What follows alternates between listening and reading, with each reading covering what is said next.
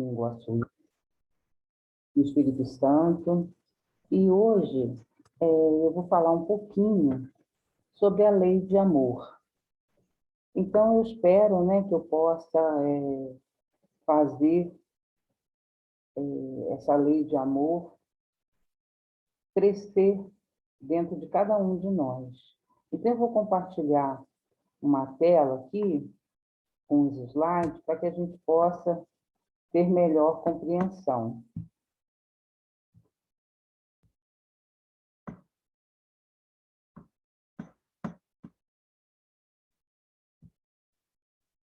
Só acertar aqui.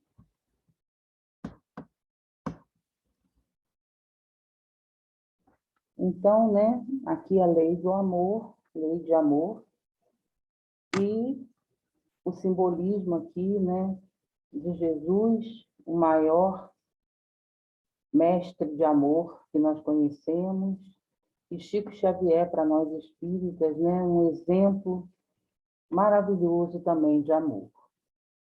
Então, vamos iniciar vendo, né, no Evangelho segundo o Espiritismo, nós temos que o amor é o sentimento por excelência, essência divina da perfeição. E sentimento, o instinto elevado à altura do progresso feito. Então, quanto mais se progride, maior os sentimentos aumentam. E, lógico, aqui que a gente está falando dos bons sentimentos, né? Quanto maior a progressão do espírito, maior os sentimentos elevados ele vai ter. Então, o amor é o sentimento por excelência, né? É a essência divina da perfeição. Quer dizer, quando a gente consegue amar realmente, é porque nós estamos nos aproximando dessa essência divina. Bom, no seu ponto de partida, né, quando nós iniciamos nossa caminhada, nós temos apenas o instinto. E ele é muito mais avançado e corrompido, né? Se a gente retornar lá aos homens das cavernas, né, que são os homens primitivos, nós vamos ver que eles agiam pura e simplesmente por instinto. Era a caça, e tudo que eles faziam instintivamente. Eles tinham dentro deles essa coisa e iam. Né? Ele só vai ter sensações quando ele começa a se instruir um pouquinho mais. Então, ele já começa a diminuir o instinto e ter mais sensações. Né? Então, quanto mais instruído e purificado, maiores essas sensações. E o sentimento é o amor, né? É o requinte do sentimento. Quer dizer, quando você realmente ama plenamente, é porque você já atingiu o auge, né? Dessa evolução do sentimento. Que hoje nós amamos, nós amamos seletivamente. Né? Nós não amamos como um todo, como Jesus nos amou. Nós selecionamos a quem amar e não amamos a todos. Nós somos preconceituosos, nós temos, vamos dizer assim, nós escolhemos de acordo com o status, de acordo com cor, de acordo com credo. Então, nós, né, nacionalidade, e até dentro da própria nacionalidade, às vezes, nós somos preconceituosos. Somos todos brasileiros, mas, às vezes, nos pegamos discriminando aquele que não pertence ao mesmo estado que nós, aquele que chega de fora, né, e vem para o nosso estado conviver conosco, quer dizer, que escolheu, né, o nosso estado para conviver, e mesmo assim nós achamos que ele está tomando conta de um espaço que seria meu, né? Quando, na realidade, não é isso. Ele veio somar, ele, às vezes, veio trazer coisas que a gente, né, no nosso estado, não tinha nem percebido. E aí, aqui, o homem, né, ele fala aqui, o instinto dele. Quanto mais avançado e burilado, ele passa para as sensações.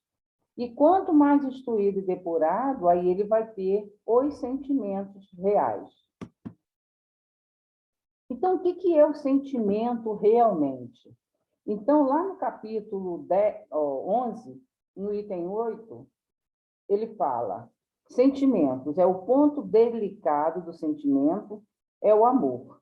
Não o amor no sentido vulgar do termo, mas esse sol interior que condensa e reúne em seu ardente foco todas as aspirações e todas as revelações sobre-humanas. Então, é o amor puro, né? Ele está falando do amor puro, esse amor que Jesus teve por nós e que nós estamos aprendendo ainda. O homem, né, no seu início, tem apenas instintos, como eu falei anteriormente.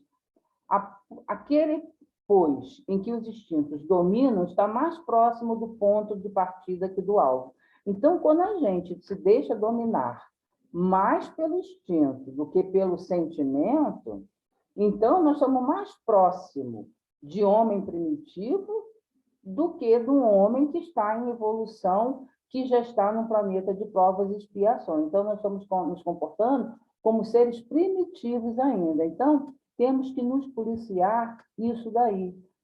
Não deixar que os instintos tomem conta de nós. Nós precisamos de quê? Dominar os nossos instintos, burilar esses instintos.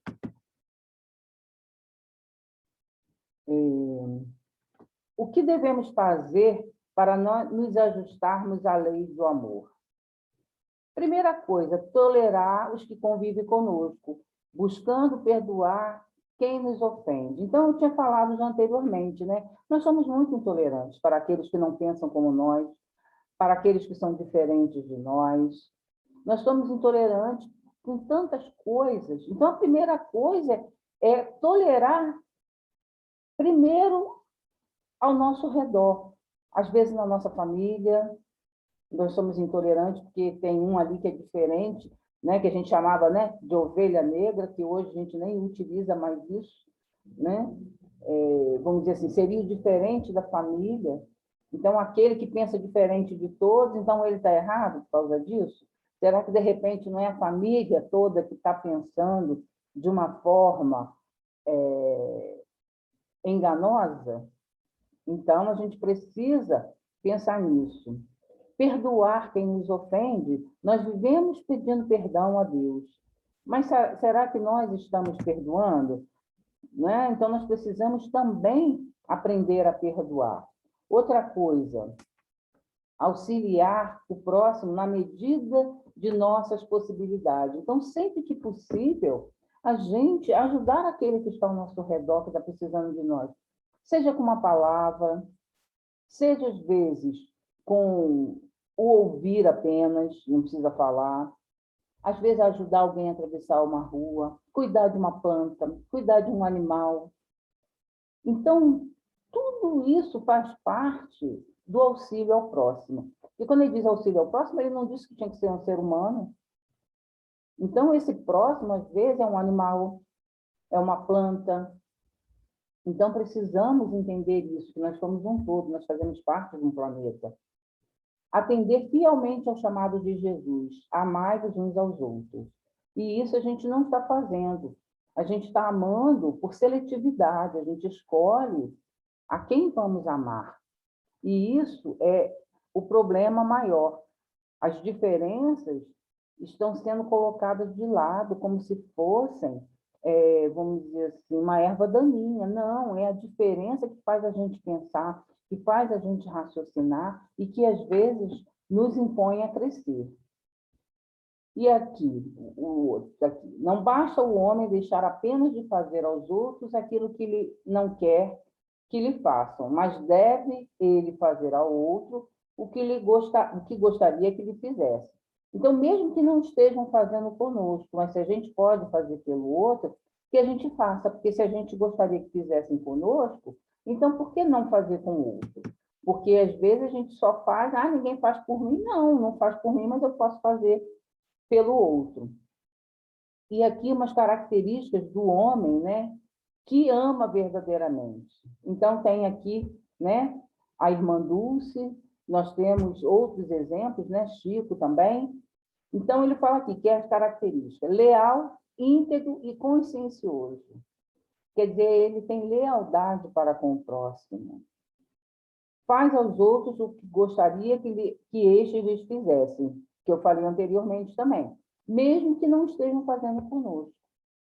Não vamos esperar que façam conosco para que a gente faça com o outro. Não. Se eu gostaria que fizessem, que cuidassem de mim, que fossem bons comigo, por que eu não posso ser com o outro? Suaviza as dores de seus irmãos. E suavizar as dores, às vezes, é uma palavra amiga, é ouvir, é um abraço, é ser solidário na hora da dor, é saber compreender que a dor que ele está sentindo, por mais que a gente ache às vezes que não é nada para nós, mas para o outro é muito grande. Considera como sua a grande família humana. Então, a família não é só a consanguínea. Ele vai considerar a todos como uma família só, como irmãos que somos filhos do mesmo pai. Hamed nos diz: não peças amor e afeto, antes de tudo, dá a ti mesmo e em seguida aos outros, sem mesmo cobrar taxas de gratidão e reconhecimento. Importante é que sigas os passos de Jesus na doação do amor abundante, sem jamais exigi-lo de ninguém e sem jamais esquecer que és responsável pelos teus sentimentos. Amém. Então, não é ficar pedindo amor, é a gente doar, que naturalmente isso vai acontecer conosco. E nem doar esperando retribuição. Tem que ser feito de coração. E aqui nós temos exemplo, né? Dona Zilda Arnes fez tanto, sem esperar reconhecimento. Jesus, então, né?